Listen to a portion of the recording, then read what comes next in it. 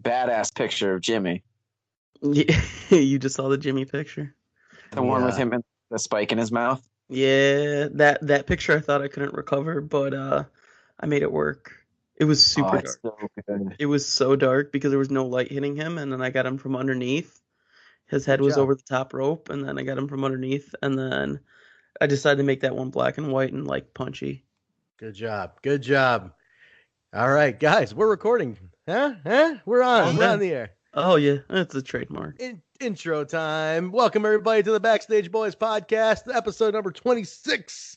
And this is one of your hosts, Trent, along with my co-host, Basil. And we are joined by the one and only... That's your cue. Nate, that's your cue. Right, but I don't know what I call it. It's Nate. Hey, guys. You just say your name. Yeah. I know, but Trent likes to call me referee Nate Speckman, so... That's fine. You can call yourself referee Nate Speckman. Actually, no, I call you Speckman in a very British man's tone. In a very demeaning way you say it. No, do you know how that started? No. Because Nate started calling me... Tell him what you started calling me, Nate. This is how it started. Okay, but let me just preface this by the fact that I'm not... I'll say I'm not racist in any way, and that will come off as I'm totally racist. Come off as racist when you have to say when you have to say this. I'm not racist. It started when we were in the car, and then I think like Brian got out, or I don't know, but like I was in the back seat and Trent was driving or something like that, and I'd be like, Brownman, take me around town. I fucking love it. There'll be times where I'm just at home and I think I hear his voice is going, Brownman, please bring me a glass of water. Brownman. Is that Trent's name in your phone? Just Brownman? Brownman. It will be right now. Yeah. Damn it, Speckman. And I just took it from that. I just went, damn it, Speckman. So we just gotta go from that. I love Brownman because it was funny in the locker room. Ace Perry. He was like, "Oh yeah, good to see you, Basil." And then Desmond Xavier's like, "No, you do not call him Basil. You call him by his kayfabe name. He's Beezy. You call him Beezy." That's funny.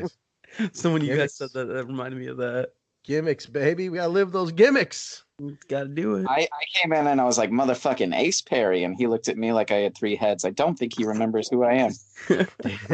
You're like, well, I'll just be over here. It's funny for you in IWA Mid-South. Wait, you refereed IWA? I didn't know that. Oh, I'm so sorry. I've done one show, and I don't need to do another one. That's okay. You learned your lesson. We all make mistakes. Jesus, so guys.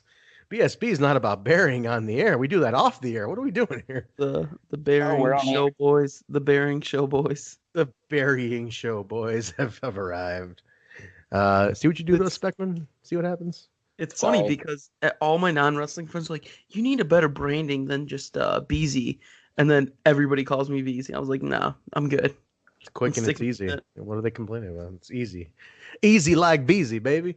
Woo! All right. Cool. So, episode 26, guys, we're here to talk about the Art of War that took place on February, I want to say that was the 23rd, 2019 from the Logan Square Auditorium. Incredible show. Incredible show. Total sellout, exceeding capacity. Sorry, Mike Petkovich. We went over capacity.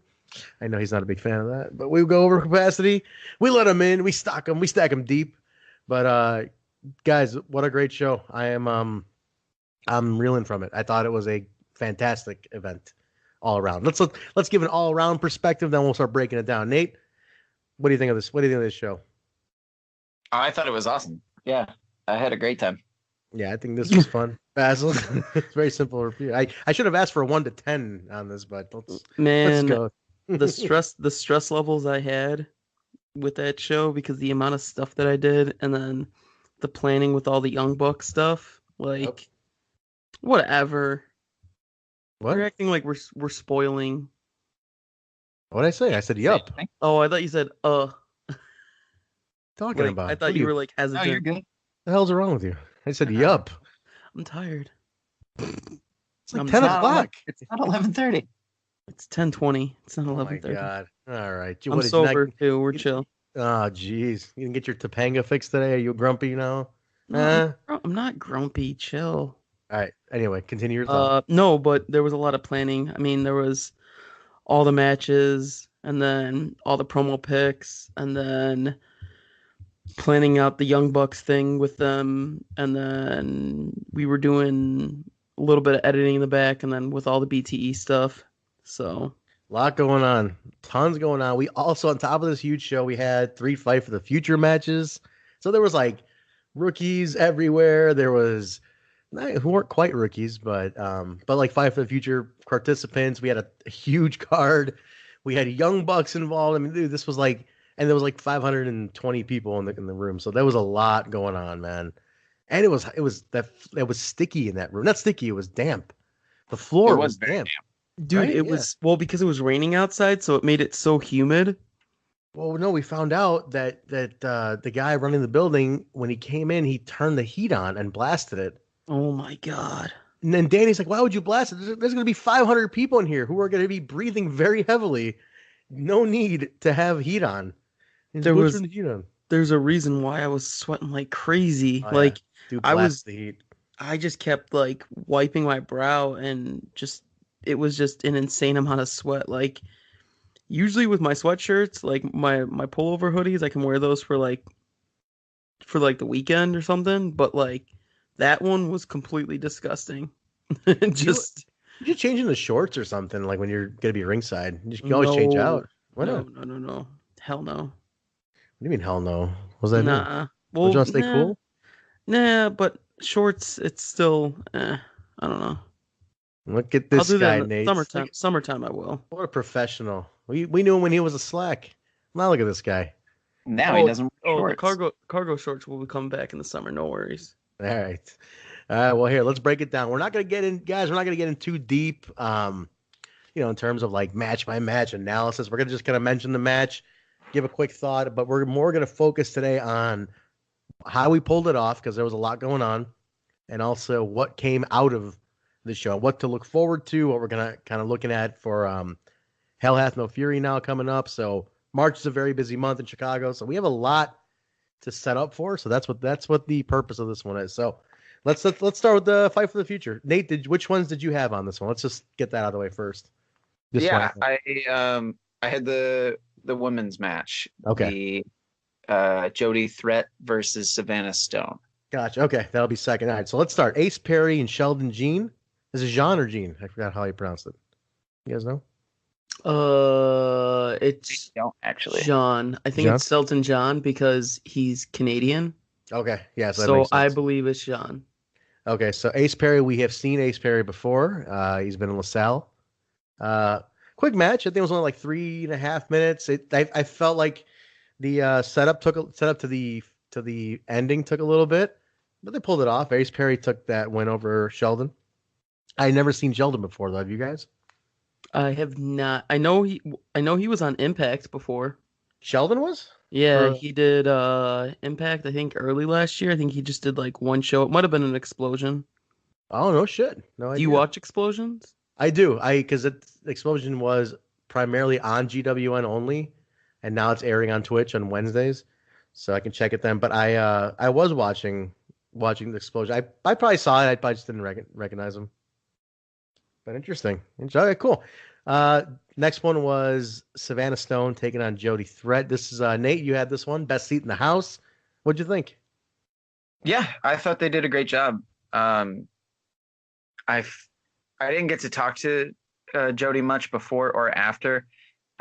She was really nervous too, right? Could you tell in the ring she was a little nervous? I want to say she wasn't feeling well, actually. Oh, really? Okay. Yeah, I overheard her talking with somebody else, being like, "Oh man, I'm surprised you were able to go out there," and blah blah blah. So I think she wasn't 100%. But I thought they both did a great job. Nice, yeah. Savannah, we've seen. I love that. I don't know if you guys caught this, but Savannah Stone's her dad comes to the show, and I love that he's in the corner of the room and he films her match with an iPad. I thought that was really adorable. I always love when older people film stuff with an iPad, right? That's what I was like. It's so cliche, but he's there, and he had this really cool shirt that says proud dad of a wrestler or something like that. Like my daughter Savannah Stone, I'm a proud dad or something like that. It was really sweet actually, and he's like stays out of the way, doesn't bother anybody, just chills in the corner, films her match. It's adorable. It's nice. It's good to see supportive parents. No, it's always a good thing. I mean, she's only 8. She's only 19. Yeah, she's just young, man. We saw her in LaSalle, and I can't remember who she fought in LaSalle, but I remember she fought Kylie. Kylie, yeah, that was a pretty hell of a match for her. She's also wrestled Scarlett at Bourbon Street. Okay, yeah, that's right. So what did you think? I mean, this is with third time we're seeing Savannah. I think she's got a bright future ahead of her. Yeah, I agree. Just young, she needs a lot of time to grow and stuff. But cool. All right, the next one, guys. We had a last minute addition to this next one. This ended up being a 4-way. Aaron Orion, Jake Lander, Logan James, and Gringo Loco added to this match. Basil, I know you were extremely happy about that. Yeah, because I'm actually a big fan of pretty much everybody in this match. Logan James was the first time I saw him, but Jake Lander I like. We saw Logan James in Nashville at Impact. He was the dark match when he fought Crazy Steve. That was whatchamacallit. That was when I went to go change out I started a couple pictures of that match, and I was like, I should change out my memory card. You still saw him. I still saw him, but I barely know, honestly. There was so much going on that weekend, and I was running on fumes. So I liked the guys in this match, man. I mean, I love Gringo's the man. I love Aaron Orion. Yeah, dude. He was a big dude, right? He was like the tall, like the blonde one. Yeah, with the camouflage. Yeah, that dude was cool. I've seen him a couple times at Freelance, so it was good to see him at AAW.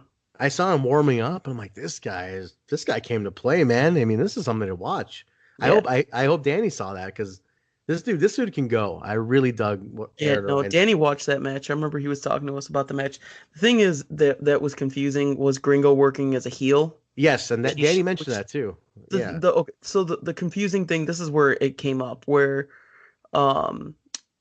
we filmed the promo with him, and it was like he was pissed off that he was in something called Fight for the Future, when he's like, he's not necessarily the future because he's been wrestling for so long. I remember walking around backstage, walking up to certain people and being like, "Oh, geez, I didn't realize Gringo needed to fight for his future." Yeah, I don't know. It was just it's good because it was a spot for him on the show, but the way how they did the promo was for him to be all pissed off that he had to be in the spot, so it made sense for translation to the match. But the live crowd didn't see that. Yeah, the live crowd didn't see that because we don't have a screen or anything like that to show it. So, I don't agree that he should have worked heel, but he was trying to do some continuity with his promo, which made sense. Yeah. So in that regards, it's fine, but in the overall aspect of thinking about it, it shouldn't have been perceived that way. Yeah, it kind of threw things off. I think it confused a lot of people, man. But especially in that building, right? It's literally the Loco Square Auditorium. So. Right. That's the thing.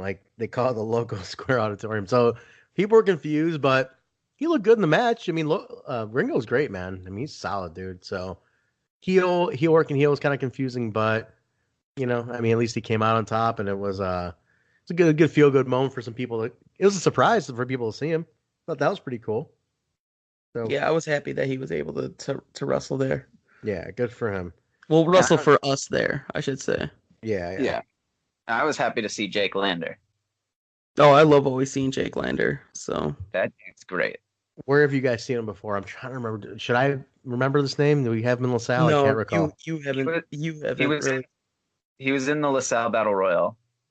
That's right. He was the king of LaSalle Battle Royal. But also, Basil and I saw him at the most recent Black Label show.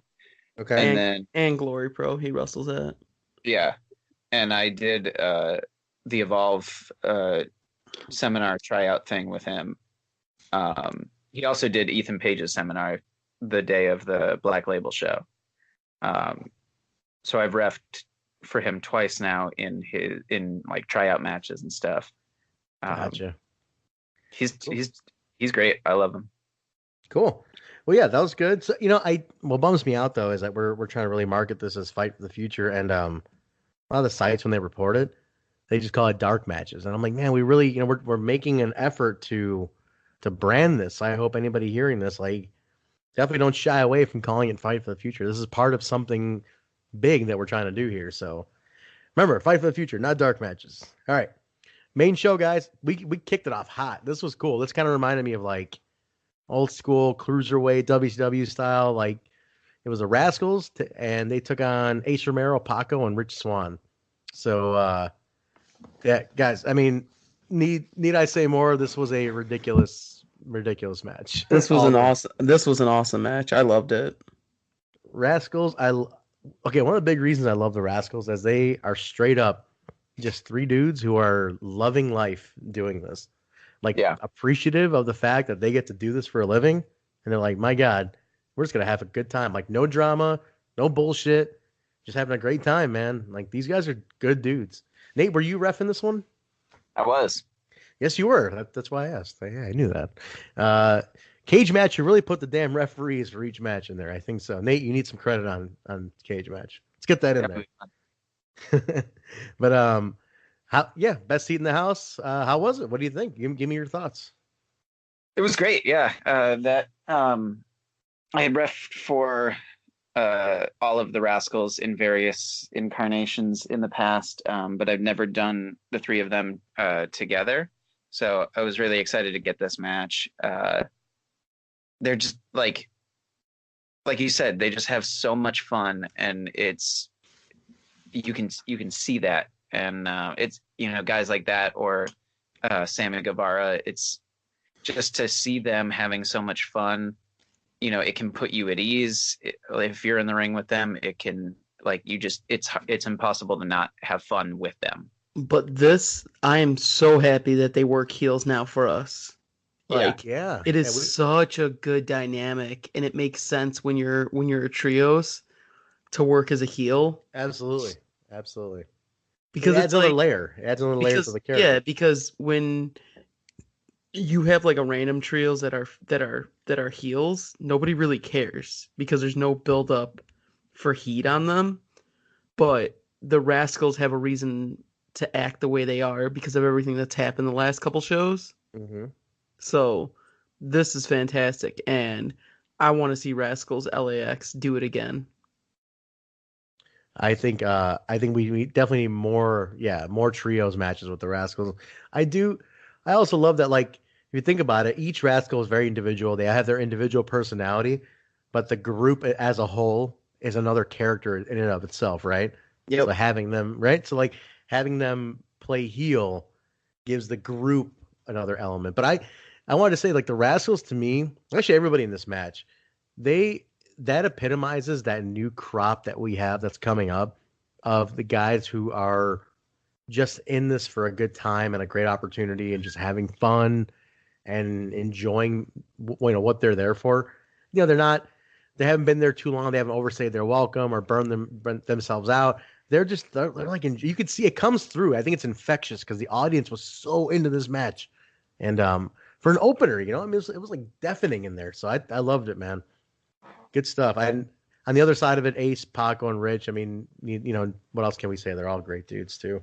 Very talented. Next one, Sammy Guevara, Darby Allin.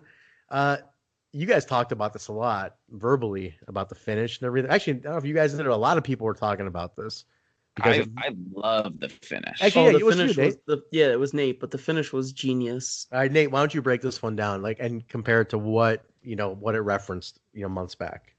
Okay, so we can tie this into the text that I sent you guys the other day where I was listening to your most recent cast, the preview show on the train, and you guys were like, oh, have these two ever fought each other before? And I'm on the train screaming because you guys completely missed the fact that they wrestled in AAW against each other in the night 2 of the Jim Lineham tournament. Yeah, we botched that, but it was. Yeah. Do you know what? Sometimes we see so much, and it just happens. You have an amazing match history memory. Like, I will say that you're probably the best when it comes to that. And there's just so many matches that I see that I just kind of blank out and forget, unfortunately. It happens. But yeah, so they wrestled each other in the Lineup tournament, and Sammy Guevara comes out, cuts a promo on him, says he's a trash bag, garbage wrestler, and a skateboarder, and Sammy's going to beat him with a headlock takeover. And a chair gets involved. I go to put it away, and then all of a sudden, Sammy beats him with a headlock takeover. And what I liked about the finish to this match the other night is Sammy beats him again with a headlock takeover. And it's just little things that, like, it's little nuggets for people that pay attention. Which you do. Which we clearly don't, because we didn't know he had a goddamn match months back. But no, that's cool, right? And that's that genius, man. If that's our booking and these guys working that out, that's fantastic. I think that's really cool. And I hope more people picked up on it, because I didn't, and that's embarrassing that I didn't, but I hope more people were like you, Nate, and picked up on that, because I think that kind of stuff carries more. People talk about it.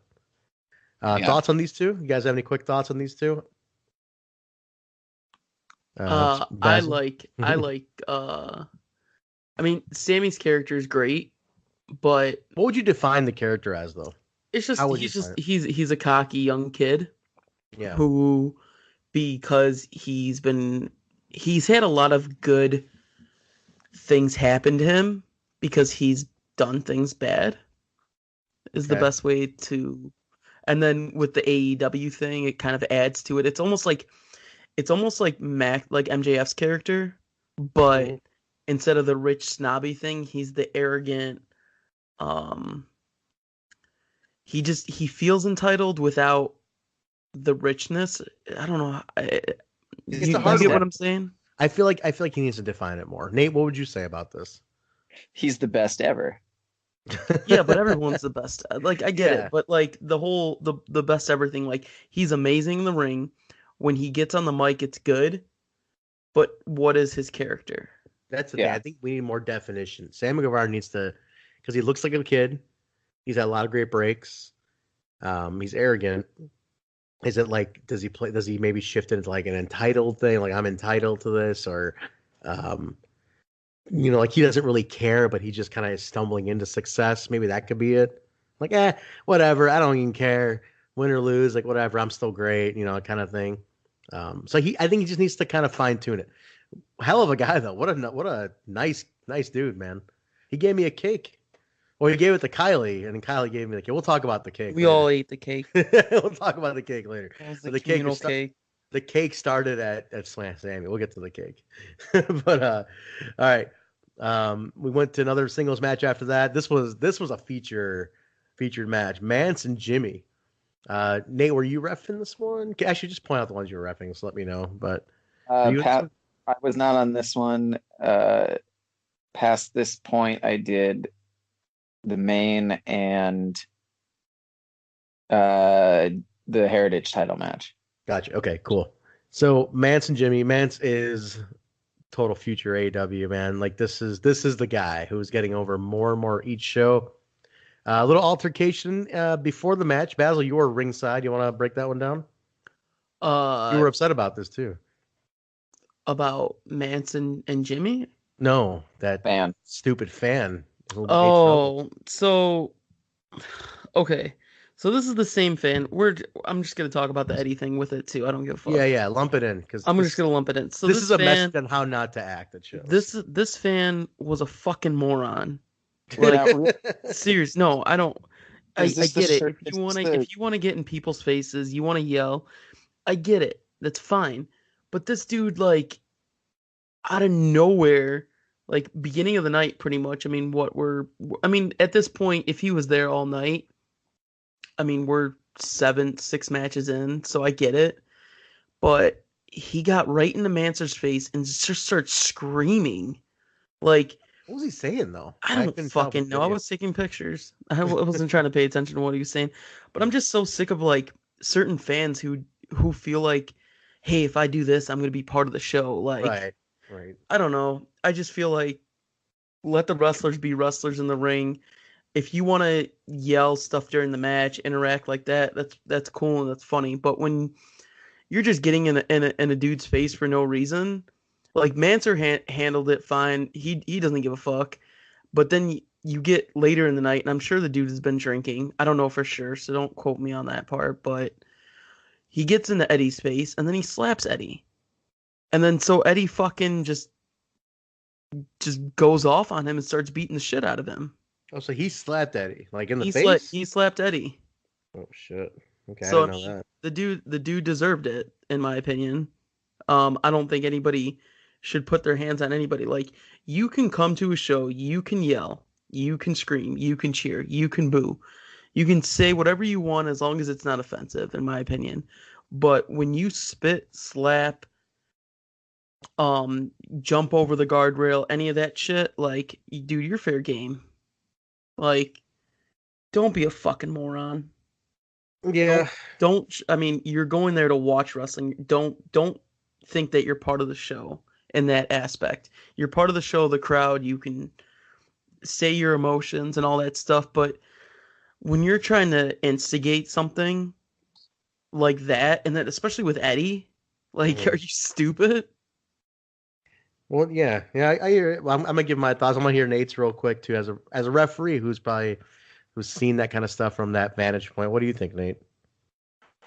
I mean, luckily I haven't seen that kind of thing from that vantage point before, but it's like, why? And maybe alcohol was a thing, but just what does it do for you? What does it do for anybody? Like, I don't understand it. Yeah, I think it's pointless. I mean, go to the show and be a fan. You know, nowadays a big epidemic is people want to be the guy who said that smart ass comment that made everybody laugh or started that chant. Like, they want to be part of the show, and I get it. Fans are part of the show, but you don't have to take over a segment. Like, you don't have to be to the point where you're like, I'm trying to get heard by that guy in the ring. And this is another level of that where you're like, you're going to hit the guy or get in his face. Now, Eddie should not hit him because then, you know, there's liabilities involved, and you don't want to create that for the company and yourself. And I get it. At that point, adrenaline kicks in. This guy's hitting you. That sucks, but you got to definitely get security and get that guy out. What hurts these people more, I think Basil, I was talking to you about this. What hurts a guy like this more is kicking him out of the show and saying you can never come back, because now he screwed himself forever. So that's, I think, what hurts him more than just Eddie getting a shove in on him or whatever it was. But it's a bummer. I mean, definitely, we don't want people doing that. I don't think anybody listening to this does that kind of stuff. It doesn't happen often, but we definitely don't want to see that more. I mean, why? I don't mind, like, when you were saying, like, taking over. Like, I don't care if you want to start a chant. No, that's fine. All that's fine. Whatever. You want to start a chant, and if it's obnoxious, who cares? Like, whatever with that. Like, you bought a ticket, you can do that. But when you think you're such a badass that you need to attack a wrestler or purposely get in his face for no reason just because you want to be that drunk idiot, like, yeah. Oh, whatever, go fuck yourself. We don't need those type of fans at the shows.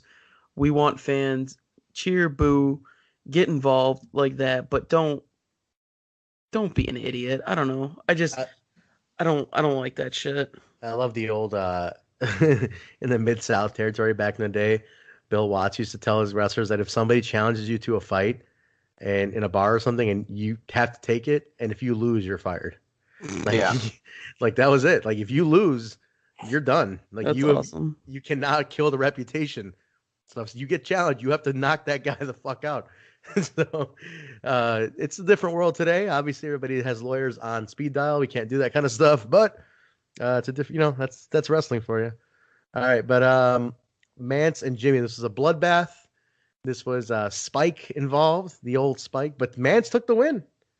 Mance got a good win on this one. This is Mance's third win in a row. Am I wrong? Yeah, Mance got the win, but Jimmy got the last word. That's true. That disgusting Spike. Oh God. That spike has been in so many foreheads. I hope he sanitizes it. Probably not. Have you seen his pants that still have J. Chris blood on it? Oh God. Nate, you were about to say second win? Is that what you said? I think it's his second win, right? Because his first win was over Briggs. First was over Briggs. Yep. And that was Last Stand. Final Stand. Final Stand. Jesus. I don't know. Everybody else fucked up the name so many times. I don't even know what the name of the show is anymore. Yes. I've Brian, heard. when Brian hears this, he's gonna have your ass. The name of the show is. What was that? We were talking at the same time again. I know. I'm say saying, that? what Go was that? I was asking. I was giving you the platform to speak. No, it's fine. I don't need to. Were you saying you didn't know? He said he didn't. I don't know what the name of the March show is. That's what you said, Speckman. No, I was saying I don't know what the name of your show is. Oh, your podcast. Wow! You've been on this like 4 times. Jesus It's true. Christ! What the hell, Speckman? Jeez. Fucking A, Speckman. I just come on to be heel. Yeah, I got pictures of you with a beard this week. You're a heel. I'm a heel. That's right. That's right. You do have beard pictures. All right, next one, guys. We got a lot of matches. We gotta blaze through this now. Come on. Let's get through this, kids. DJZ defended the Heritage title against Australian Suicide, who was a replacement for Jody Fleisch, who had just want to send good thoughts out to Jody. His father had a stroke, so we definitely want to send good thoughts out to him. That's a real bummer. It was going to be his debut for us, but obviously family first. So we got a last-minute replacement, and Australian Suicide got a crack at the Heritage belt. Never heard of him before. You guys, Baz, I'm going to start with you. Have you heard of him before? Have you seen him? I've seen like 1 or 2 of his matches, and then I also know that he's booked for the Clusterfuck for Joey Janela's Spring Break. Okay. But this guy lived up to his name because the fucking splash thing that he did on the outside. That was insane. We all, like, the fans were all just like, what the fuck? You don't need to do this. Like, dude, want to prove it, man. He literally did a splash to the outside to nothing because DJZ moved out of the way. And just like... Thud. It was like, I felt it at the booth. I felt the thud of the booth. We were all just like, I had to walk away for like 10 seconds. Everyone's looking at me and I'm just like, no, I'm not part of this. I'm just... It was so bad. Nate, had you heard of him? Had you seen him? I had heard of him. I had never seen a single one of his matches. I had no idea who the guy was. I didn't know that we were replacing him or replacing Jody Fleisch with him. And so when I got the flight information for him with his real name on it, I'm like, who is this dude? You're like, is this the surprise? Who the heck? It's like, I don't know. It was a whole big thing that day of trying to figure out, like, because my whole other role is picking up people at the airport sometimes, and so he was one of them.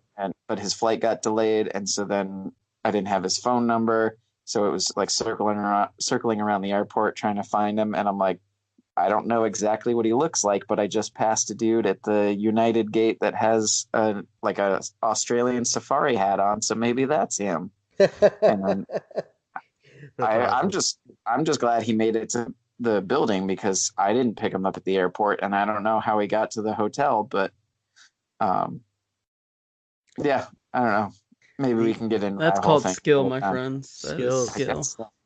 DJ retained his belt in that one. Great match. DJ, amazing as always. I have a quick story about airport pickup. I just want to interject along the lines of yours. I was early on.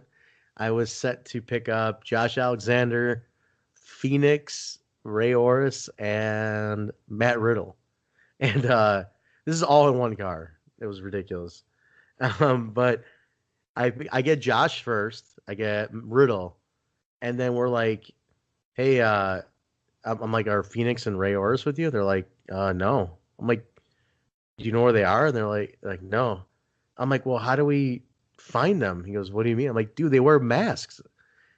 And then Josh Alexander's like, yeah, I've never seen him without his mask. And Riddle's like, I don't know, man. I only met him like once, you know. And he's like, so we don't know what the fuck they look like. We're like, what the?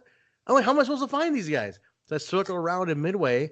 I'm like looking, like, all right, look for two Hispanic guys. All right, together maybe, maybe short, a little shorter because I know their body style. Not seeing anybody.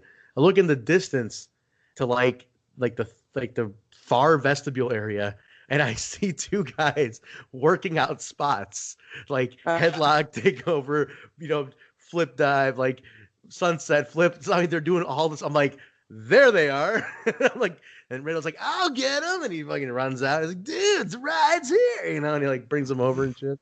Like, I don't know, man. I was like, how the That's fuck? amazing. Like, how would you find these guys? But like, I don't know, man. What a crazy, like, Josh Alexander, if you guys ever met him, is extremely like, he's like pretty reserved. Like, he's a pretty chill, mature, he's one of the best human beings ever. Dude, he's the best. He's amazing. But he was like, he's sitting there having a very like, he's like stoic in a way, when he's like chilling. But like just insanity in the back seat. The Riddle's like, oh man, I'm like 6'7". This car's tiny. Shit, man. Why am I in the back?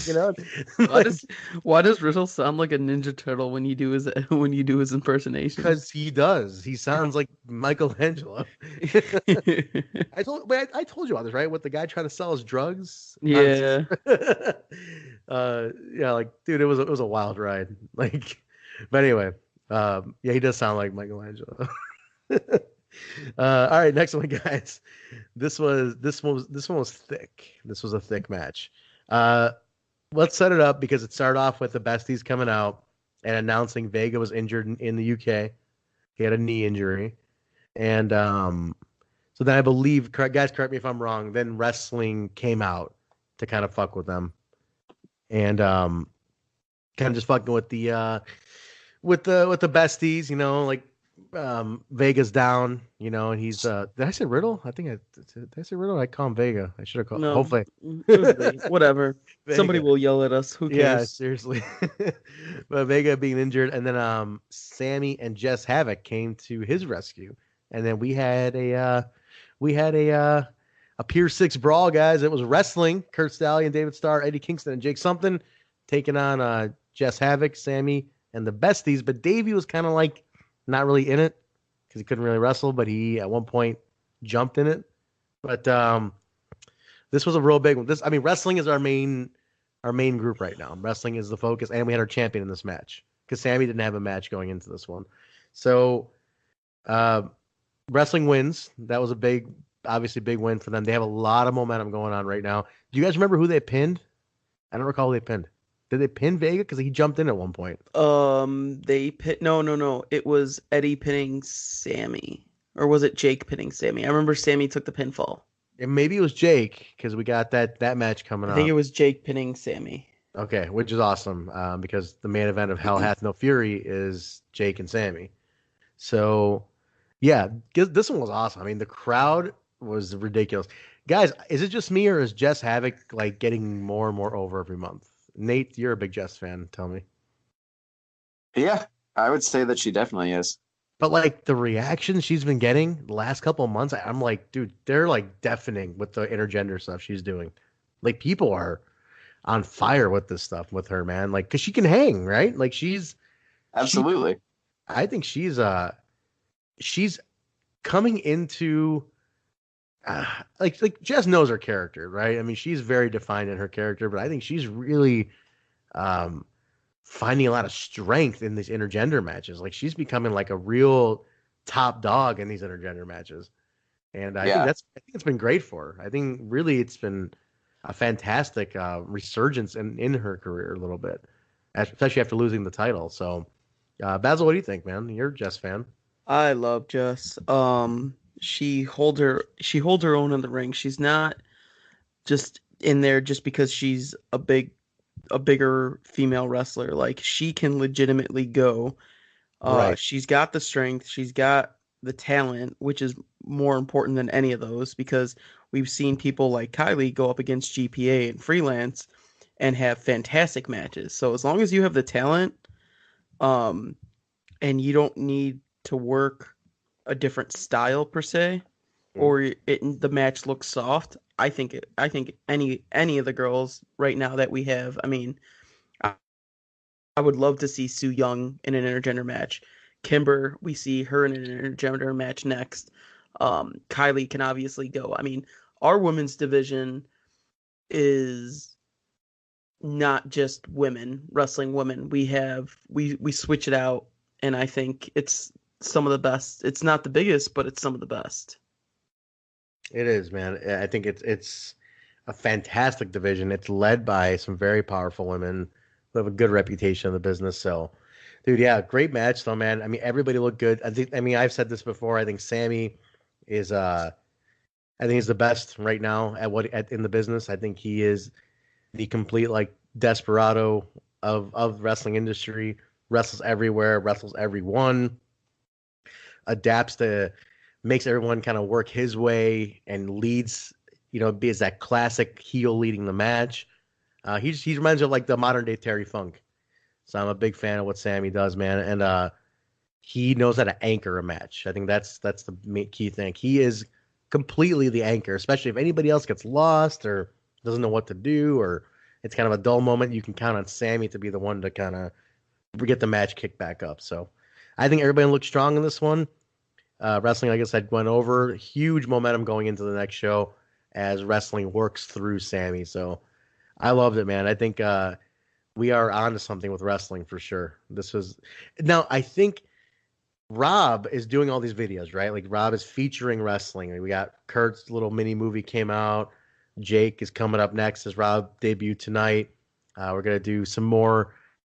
Obviously Eddie and Dave. Do you guys think we need to do more though? Like, are we doing enough for wrestling at this point? They are like our main faction. But the thing is, I don't think we're not doing enough. It's you gotta give this time to breathe, and slowly but surely, it's going to be getting better and better. Yeah. Do you have any photos of this lineup, like all four of them together? We have the iteration from That's a good word. You want to define that word? From iteration? The iteration that we have is the version from Windy City Classic when they were all in the ring together. Right. But like we need to get like a posed shot of these guys, right? That'd be nice. It would be good. We should do that next. We kind of really couldn't because everybody was doing their own thing when I was doing promo pictures. But There's a lot going on. I did get promo pictures of everybody in wrestling gear besides Eddie because Eddie doesn't wear wrestling gear. No, he doesn't. Not anymore, at least. Yeah. All right. Cool. All right. This is a match here. This is an interesting one. Kimberly and MJF. Nate, give me your thoughts on this one. I know. And you probably have something to say about this one. What do you think? I was really excited to see this on the card. Random, right? Like kind of a random booking. I didn't expect to see this one. Yeah, random for a couple of reasons. One, I thought Kim was a heel. She's been healing. That's the thing, yeah. Right. And so it didn't really make a whole lot of sense. But you know me, and I'm pretty sure the last time I was on here, I was talking about this, where I do enjoy intergender wrestling, and I think there is a place for it. And I think, AAW has done quite a bit of it in the past and has gotten away from it. And I don't think Jess is the only one that is capable or should be allowed to do it. And I think Kim definitely should be. And so it was great. I very much enjoyed it. Cool.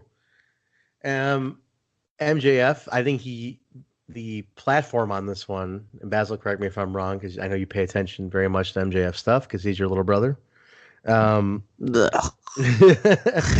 was saying, like, he's like, DJ, you can't keep ducking me. Like, you can give me Kimberly, but I don't care. I'm coming for that belt, DJ. Like, this was kind of like a roadblock for him. Like, it was thrown in as a roadblock. He wants his match. He wants his match with DJ. Dude, yeah. That promo he cut in Austin was really cool. Man. Oh, it was a fantastic promo on the way how Rob edited it. Oh my God, Nate, did you see that? With the little flickers. Yeah, you got. If anyone hasn't seen this, look for the promo MJF cuts on DJZ, and like the cut-ins of like the air horn like coming in between, just like as if DJ's infiltrating the promo. Oh my god, genius work by Rob. Subscribe to the YouTube channel because there's so much content that we're putting only on YouTube. We're not going to put it on Twitter because that 220 time limit is annoying. But yeah. So subscribe to YouTube. Yeah, we're almost at 10,000 subs.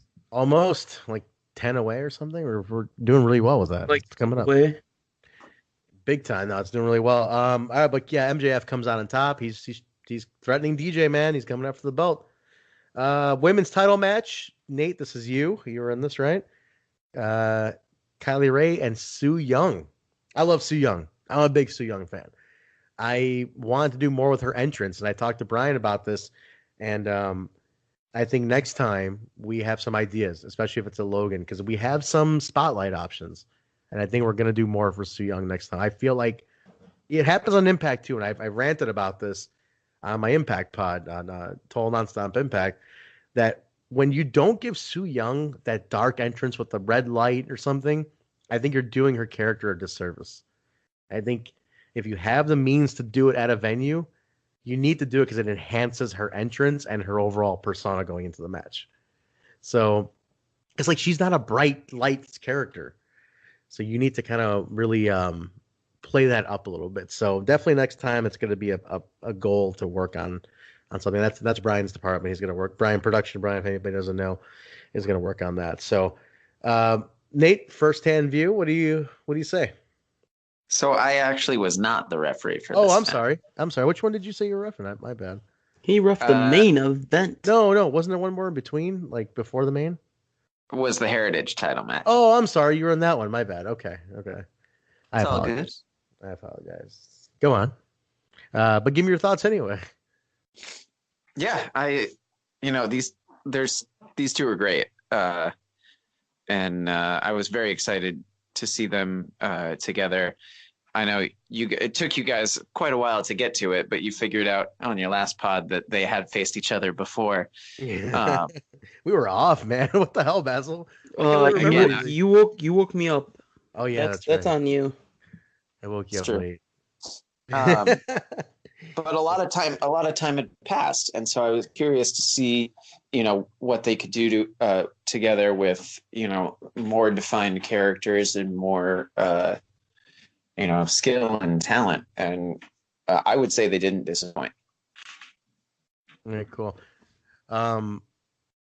Basil, give me your thoughts, and I'm going to ask you both a question after that. What do you think about this? Do you think we can build off of this? Is Sue could this be a good feud, maybe? Sue didn't win. So, I mean, the thing is, we're building now. I don't think it will be a feud because we're right after the match just came out and just challenged Kylie, and it's going to be Kylie just next month. So, right. Yeah, it's true. But, I think Sue. I think Sue versus Kimber would be a great feud. Oh, I like that. That's a good idea. For the next number one contender. But Sue would have to really play up what she does on TV, like on Impact, right? Like I want her to be like very over the top with the evil, the dark character. Like she can be that. And if we present her right, it can go off really well, I think. We were doing that for a little bit last year. We at Bourbon Street it's easier to do it. We have more control at Bourbon. It is easier. Logan just sucks because of the layout of the building.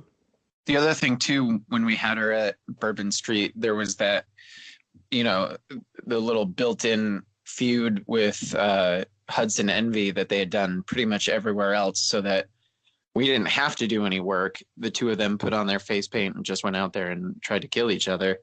Good point. So, very good point. A funny moment with Sue. She was chilling before the show, sans makeup and everything, and she came up. I was talking to Brian. And she came up and she's like, "Hey, what's up?" I'm like, "Hey, what's going on? I haven't seen you in a while." We're talking. And then Brian's like, they're kind of sitting next to each other. And she's just like, "Hi." And he's like, "Hey." And she's like, "How are you?" And he's like, "Good." And he's like being really short with her. And then she's like, "Okay, how's it going?" And he's like, It's fine. And he's like, I'm like, dude, what's going on? And he's like, oh shit. I just realized that was Sue Young after she walked away. He's like, because I started talking about that's so bad. She was wearing like that black Impact hoodie, that one I really want to get, and I was like, hey, how did you get that hoodie? And I was like, hey, grab me one next time while we're talking about it. And then he like realized it. Then he's like, so when she walked away, he's like, I just realized that was Sue Young. And he's like, I thought it was a fan who was just trying to make small talk with me. I was like, dude, it's before the show. We laughed it off, though. It's funny. All right, this was a big one next, guys. This was a feature one. Wait, you said you were going to ask us a question. Oh, yeah. I kind of did, but yeah, I want to put that out there. Can we build on Sue in terms of, like, do you guys think, like, we can do a lot with her based on the current layout of AAW? Is there room for a heavy storyline with a character like Sue, or is she just a one here and there type of attraction? Like, should we really involve her? Like, again, similar to what she does on TV, like she has long storylines on Impact. Can we do something like that? Do you think people on the indie level would buy it? We should, if we build it up with story and videos. We can't just put Sue out there. Right. So I think yes. The trouble is, like, the general landscape of wrestling is, men's match, one women's match, men's match. And, we've done it in the past where we've had multiple, I say multiple, it's been at most 2 women's matches per show.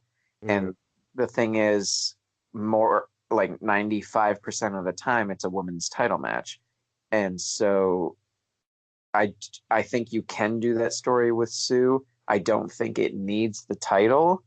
I think if you do it, there's no choice but to give her the title. And then how do you take it off of her if she's the focal point of that story? Mm-hmm. So you do it without the title, which would necessitate having more than one women's match on a card, which I have absolutely no problem with. It's it's finding the talent to be able to do that. And then, what talent do we currently have that would take a back seat to that? Right. But I think it's definitely something we should do and explore and get off the ground. Absolutely. Totally agree with you. I think it's definitely something to explore for sure. But cool. Thank you for that. Thank you for that input. All right. We I skipped one. I'm sorry. I jumped to Kylie and Sue in the match order, but I'm going to go backwards a little bit here. Actually, before that one was Fatu and Stephen Wolf, the debuting Jacob Fatu. Oh, yeah. So my bad. I kind of went out of order a little bit, but this was crazy because, all right, I want to say on this one. So I didn't know much about Fatu. I know he's part of the Samoan heritage. I knew he was coming in. Obviously I knew from the booking meetings and whatnot, but I loved that he came in and the reaction was like very minimal. People didn't really react much to him. A lot of people didn't know who he was. And by the end of when he was walking out, everybody was on their feet. Yeah. To me, that is my thrill of wrestling. It wasn't the match. It wasn't what he did in the ring. It was more how he psychologically connected with people in the ring. Not so much the moves. It's like, man, I just could not get over. Like, people barely reacted on the way in, and they were on their feet on the way out. And I told him that. I approached him after the show, and I was like, dude, that was odd. Like, they had no idea who you were. Unreal. And it was super quiet when you came out. But when you were done, everybody fucking knew who you were. It was awesome. Absolutely. That's to me, that's the magic of it. That's my thrill, like, I don't care how many moonsaults the guy did, whatever, like that psychological connection is the thrill. He took on Stephen Wolf. This was brutal because he beat the shit out of Stephen Wolf, but Wolf tried for sure, but he took his finisher is the best moonsault ever. You guys realize that's insane. That is BTE. Dude, for that size, that's insane. But Connor Braxton came out to attend to his fallen buddy, and then he also got a Samoan drop for his trouble, which was a very intense Samoan drop, actually, because Connor's pretty tall. Intense.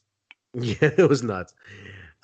Security was called out. Security got some beatings for their trouble. All the security guards. This one security guard really pissed me off, though. I'm sure you guys maybe caught this one, but he picked up one of them for a Samoan drop, and then the other one jumps into he basically Samoan dropped two guys at once, but like the other guy just like jumped into it. Like, dude, what are you doing? I think what he was doing was trying to. I didn't talk to him about it, but I think what his plan was to try, like, the only way you're gonna stop him from throwing the other guy is to jump on it and like drag it down and pull it off. Right. And okay. Did not work out that way. No, he got Samoan dropped. Flying. It was great because Ryan Boz, who's the head of security and kind of a Renaissance man of AAW, former wrestler, was the one sending security out to take care of this. And Fatu was like, I'm going to kill him. He's like, don't you dare, motherfucker. And then he just killed it. And then, so he kills all the security guys. He's walking out and the crowd's chanting one more time. And he BMEs the the blonde security guard. Yeah, again. And it was like, that's it. They were all on their feet. So absolutely insane. The guy was super over. A quick little thing about him. We were before the show, we were kind of chilling. He was talking to Danny and me, and we were just sitting there. And he's like, "Man, this is cool, man. I've seen this building on videos." And he's like, "Ruby Riott used to wrestle here, right?" He goes, "I've seen it on some of her best ofs." And Danny's like, "Yeah." He's like, "Actually, look behind you." And he like turns around. There's a big banner of Heidi. You know, Jackie's like, "Yeah, she definitely wrestled there." He's like, "Oh shit!" His reaction was so like genuine. He's like, I seen this on like some Ruby Riott best of. He's like, "Oh shit!" He's like, "It's awesome." I picked him up at the airport, and we were talking in the car, and he was very excited to, I don't think he had ever been to Chicago before. No, I don't think so. And like, because he was asking me about the pizza and like what to do and stuff, but he was asking me about the building, and I was like, "Yeah, man, it's my favorite venue. Like, the crowd is insane." And I actually felt bad when he came out because everybody was quiet, and I was like, "No, I was just telling him about how awesome the crowd is." Yeah, what the hell? But so he was like, "Oh, is that the place with the red curtains?" And then I was showing him pictures of the Logan Square Auditorium, and he was like, yeah, I've definitely seen this. And then he started again talking about Ruby Riott and all this stuff. So that's really cool. Yeah, that's pretty interesting. That's cool. I'm glad he had a good time, man. Good for him. All right, guys, main event. This is where the shit went down.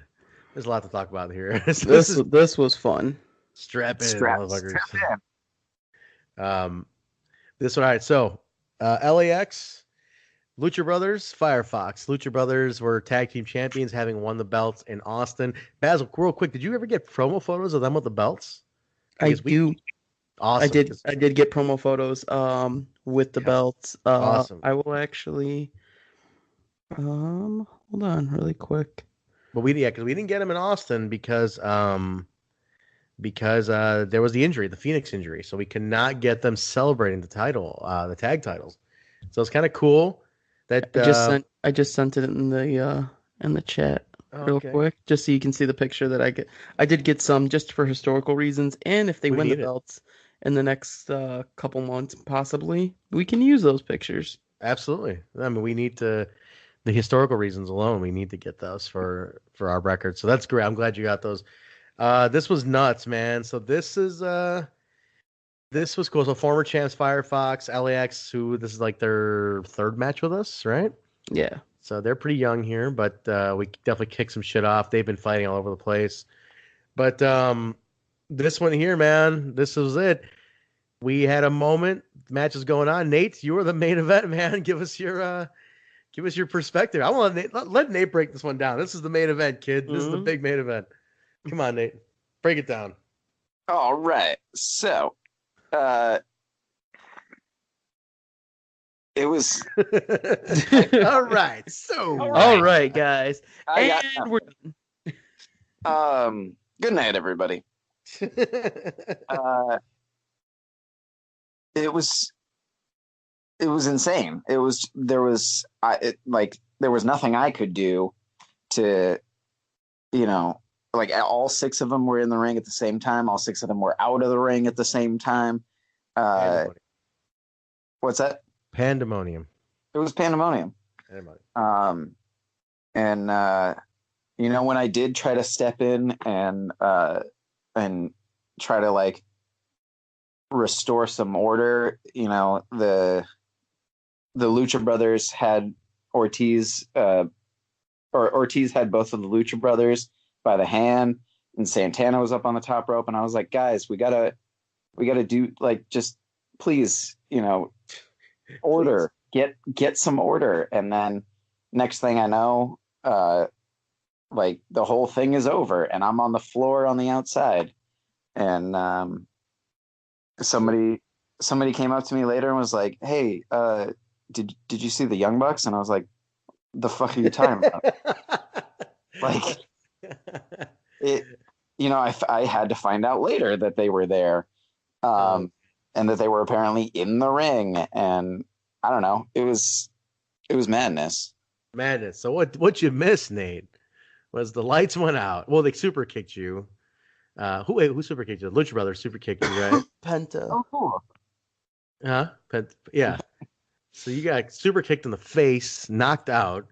Lights go out, and the goddamn Young Bucks show up to a ovation that can only be seconded to, man, I don't know, the Pope. Mike told me after the show he hadn't heard anything like that since Punk came in with with Gregory Iron, like 2011. Yeah, no, this was bigger. This was a bigger pop. No way. No, there's more people though. There's more people, but the pop for I mean, were you at that Punk show? No, I missed it. Okay, the pop for that Punk show was insane. Like for the size of the Berwyn crowd, it was a crazy show. But this was pretty nuts. And there was also more people. This was there was more people. This was the cool part that I was involved in. So I knew I was gonna be, sorry Nate, I couldn't tell you, but I knew they were gonna come in, and I had and I filmed it, and basically I filmed the final segment of this week's Being the Elite, pretty much. So hold on, we'll get to that in a second. I want to wrap up the ring portion, then we'll talk about that. Oh yeah. So Bucks come in. Standoff, crowd's going insane. I love it. Like, that standoff was really cool. It was revenge for what the Lucha Brothers did in Vegas to the Bucks at the AAW conference. But man, they took out the Lucha Brothers. Man, they did the Meltzer driver and a bunch of other shit, and left them laying. Got out. Nate Ortiz grabbed you and basically. As far as you looked over, and there was a Santana pinning. Was it Fenix? I want to say. I think it was. It was Santana pinned Fenix, and Ortiz dragged Nate's lifeless body, makes him pin the 3 count. Like, the thing that I loved about that spot, that was the same thing when Austin made McMahon do the pin. Yeah. Oh, I loved it. So from where I was, Nate. I didn't, like Danny and I both, we didn't hear your arm hit 3 times. No, it did. No, I did. I'm saying we didn't hear it. And Danny's like, hit the third one. But then you call for the bell. When I watched the clip back, it was clearly 3 times. It was like perfectly 3 times. It just, with the noise and everything, we didn't hear that third one from where we were at. And Danny's like, hit the third one. But you did. And I was like, oh, okay, yeah, shit, he did. So because I thought like it was going to be screwed up. Because I mean, Ortiz using your arm, and I was like, oh, he's probably maybe threw it off a little bit, but no, I mean I know you well enough to know you're conscious of that. So watching it back on Being the Elite, I looked at it and because I had no idea what was happening, and I think I might have I think I might have woken up when he like grabbed me and hit my hand down for the first time, because what I see is a pin happening, and so I think after his first one, like if you see my hand actually comes down 4 times before I ring for the bell. Well, your arm kind of fell after he did the 3 count because Ortiz is holding your hand and then picks it back up after the 3rd, and then your hand kind of just drops, and then everyone's like, "Wait, was this official?" And then Nate's like, "Ah, fuck it, ring the bell."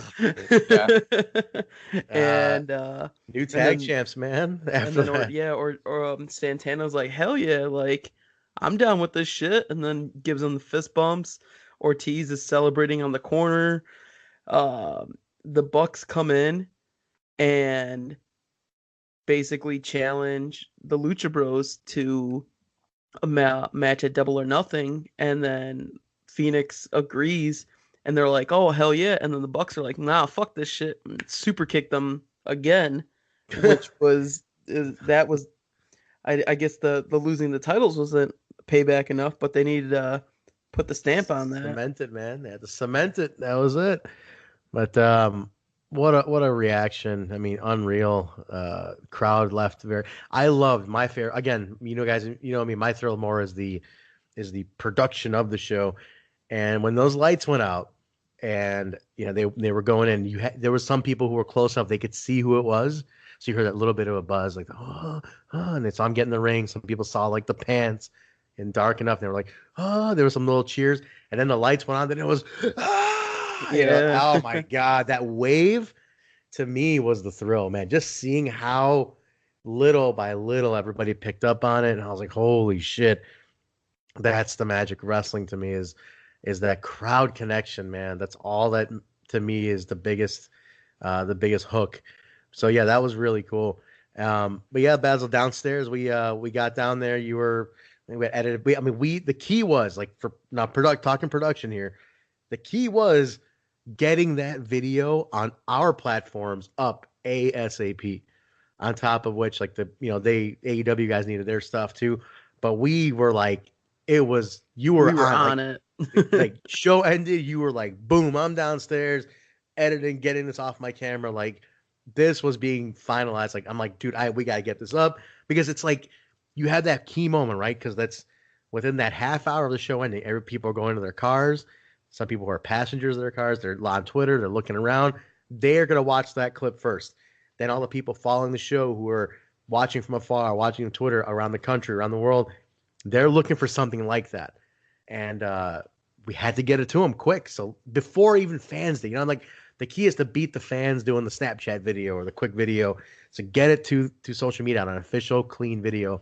And we got it up pretty quick, I will say. So it was up. It's gotten a ton of plays. Obviously, it did its job. Very fun. So downstairs, I don't know if you want to mention anything about what else you were doing down there, Basil, if you want to mention it. So we were editing, and then we were also kind of helping with some of the BTE segments. Yeah, they filmed like 3 or 4, right? They filmed 2 or 3 segments. They filmed, and then we were just all chit chatting. We got some pictures. I got a nice promo picture of them, which I almost felt a little bad. I was like, can I just get one picture of you guys? Because I had to record the segment and I really wanted to take pictures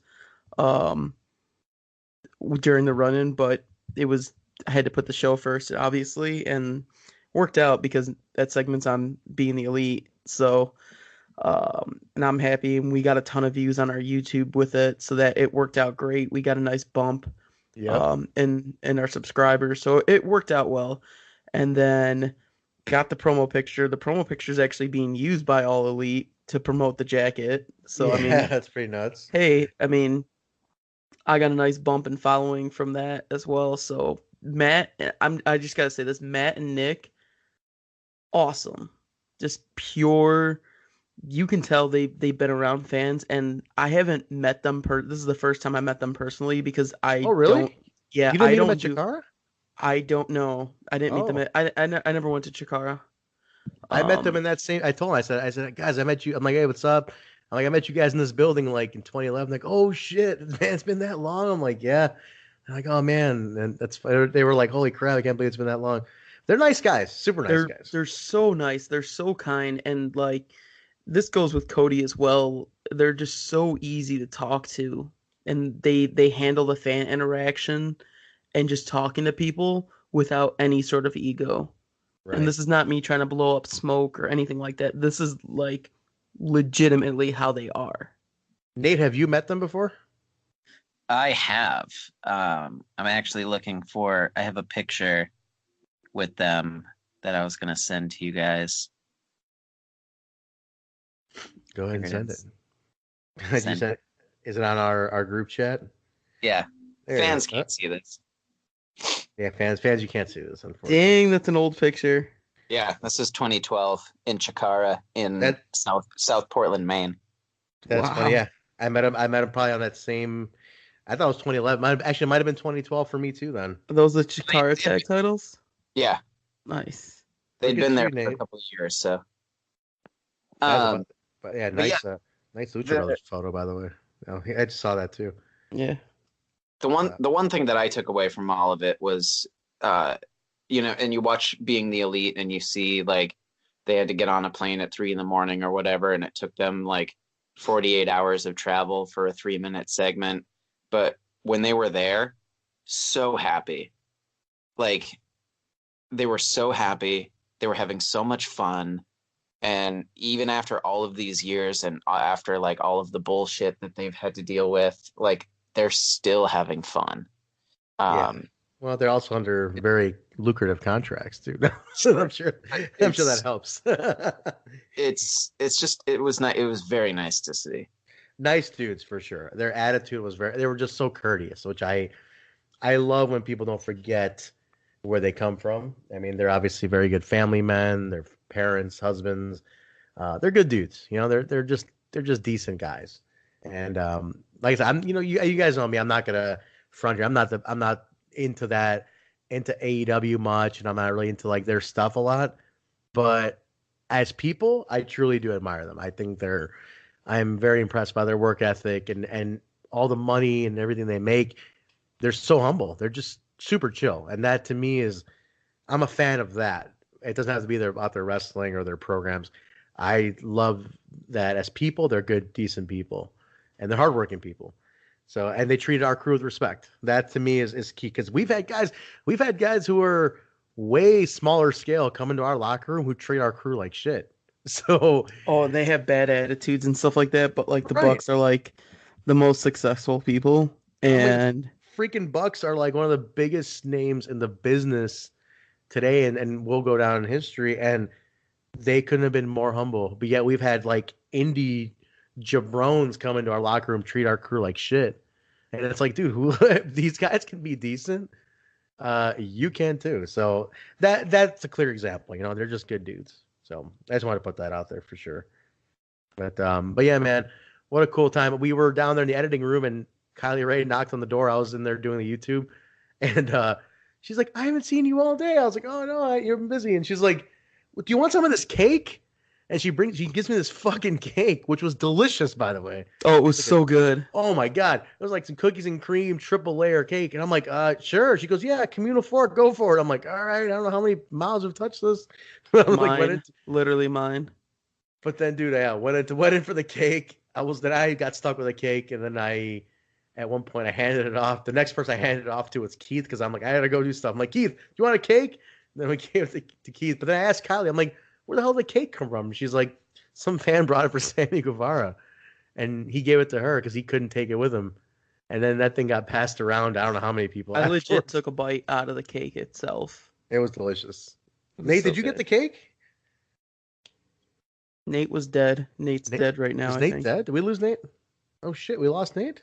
Oh man. Nate, are you gone? What the hell? Son of a bitch, he didn't last. Damn it, Speckman. Damn it, Speckman. Oh man, that sucks. How did we lose Nate? I don't know. He's not driving this time, so we know he's not dead or pulled over. Oh man, do you want to check the chat? I think we lost him. Yeah, we'll see. But the cake was awesome, man. But that was it, man. That was that was the end of the night. That wrapped up the cake. It was the cake ended it, man. It was cool. We ended it with a dessert. But no, it was definitely a very, very successful show. We set up so much for Hell Hath No Fury, which is a recently added show, March 16th. Is that going to be, God, Basil, I'm spacing. Is that at Logan? Logan, March 16th. And it's March 16th at Logan. I wonder if Nate's phone died. I bet that's what happened. It's probably because the call dropped. And then so he said he could hear us, but There we go. Oh, there he is. Wait, are you there? I am. I don't know why the speaker's off though. Oh, Nate's back. We were asking Nate if you had a chance to taste the cake. Kylie offered me a piece, but my mouth hurt, so. Gotta watch those macros, bro. I can't have that cake. All right, man. Well, hey guys, that was awesome. What a great show. Thanks for all your input. I really enjoyed this one a lot. This was a very full show. I felt very full coming out of this show. So now we have March 16th coming up, man. That's going to be a good one. Jake and Sami main event for the title. So let's plug it up. Let's put a bow on this one. Let's move on. Nate, tell the people where they can find you. Plug everything. Emails, bookings, you name it. Go for it. So you will find me in the month of March at Rockstar and Impact's joint show in Dayton, Ohio. Awesome. And on March 9th in Iowa for Wrestling Revolver. And on the 15th and 16th in Chicago for Warrior Wrestling and AAW. Hey, you are a busy bee in March, aren't you? Look at this guy. Yeah, I like it. Where can they find you online? Where can they email you? Put that out there. Yeah, on the internet, you can find me. Twitter is at Ref Nate Speckman. Instagram is referee Nate Speckman. And then my email address is nathan.speckman@gmail.com for referee bookings. Look him up, guys. He just main evented one of the biggest matches in AEW history. So safe to say he can hang. So definitely book him for your big shows. Basil, where can they find you, sir? Well, I got a few bookings to announce myself. Go We're ahead. gonna go on this. Go ahead. So this Saturday, March 2nd, I will be at MLW Intimidation Games at the Cicero Stadium. Are you joining me with that, Trent? I'm gonna try to. I have the night free. I'm just gonna. So that means you're coming. So that means you can't. You already told me you're free, so now you're not. We got to review this. We're gonna review this show together. I need to meet Shivani, man. Okay, then you're coming. Shivani. He's gonna be there for sure. Yeah, he'll be there. All right. If you're guaranteeing me Shivani's there, he'll be there. He's commentary. Right, go on. Then we got Friday, March 8th. Freelance Wrestling, Thrill Your Idols at Logan Square Auditorium. The next night, Black Label Pro, Whoop, there it is, with also the Something to Wrestle with Bruce Pritchard and Conrad Thompson will be happening. Are you doing photos for that? For Black Label? No, for Something to Wrestle. I don't know if I really need to do photos. Maybe like take a picture or two, but no, I'm not going to take like multiple pictures for that. Are they doing it in like the arena, like where the ring's set up in that area? Yeah. They're going to be doing it in the same area. I mean, they have a pretty big area where they can do it, and there's a stage.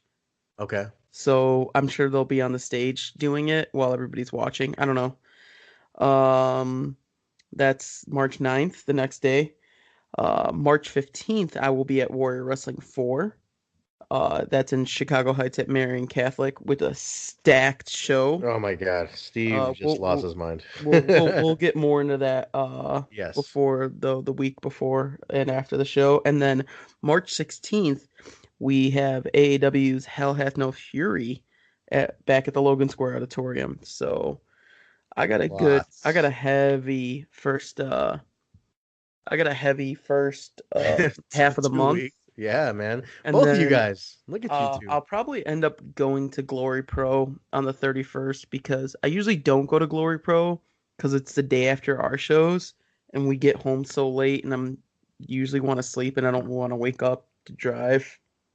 So I think that show I'll go to. I just wrote it down into my calendar. That's Shimmer weekend. Oh man. Oh yeah. So much happening. But I don't go to Shimmer shows. Yeah, you don't go really. Nate, are you referencing Shimmer at all or no? No, I don't think so. I talked to Dave Prazak at Black Label, and he said he was very likely full up. So, all right, fair enough. Proud of you two. You guys are very busy making your waves. Good for you two. I'll be at booking meetings. That's where you can find me at my bookings at the booking meetings, making band practice, booking meetings. Oh man, what else? Out super late on a weekday. I do a lot of stuff, guys. I play in 2 bands, do 2 podcasts, book AAW, produce AAW, work a full-time job, do a lot of cool shit. I'm always involved in something, but and looking to do more. Always looking to do more, but yeah, you can. I don't know. Just follow me on social media at Vanilla Joke on Twitter and Instagram. You follow me there, and HemiMusic.com. Check me out there. All my stuff is up there. So. Take a look, connect. Basil, we totally did not plug your shit because you went into booking. So jumping back to Basil. BZ, BasilMahmud.com. You guys know. Whatever, just go. Art of War pictures are up now. Art of War pictures are up on the website. True that, yo. All right, show plugs. Here we go. You guys can find this show anywhere podcasts are found. Apple, iTunes, Stitcher, SoundCloud, Google Play, iHeartRadio, TuneIn Radio, Spotify, and YouTube.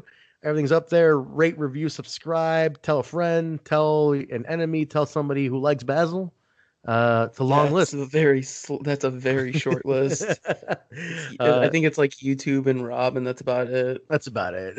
That's our group here. I don't even know if my mom likes me. ZMT. It's all that matters. ZMT, what up? ZMT, what up? Guys, definitely rate the show on iTunes and stuff. We want to get found more. I mean, we've been doing pretty good on iTunes, but I want it to get found even more. So if you got an Apple account, quickly, it takes 2 seconds. Rate it a 5. Subscribe on YouTube. Search it by the Backstage Boys. We come right up. You can even Google or search our names. It'll come up. So definitely connect with us on all these platforms. You can find us on Facebook at The BSB Show, Twitter at The BSB Show. And, Basil is the Instagram. Is that ready yet?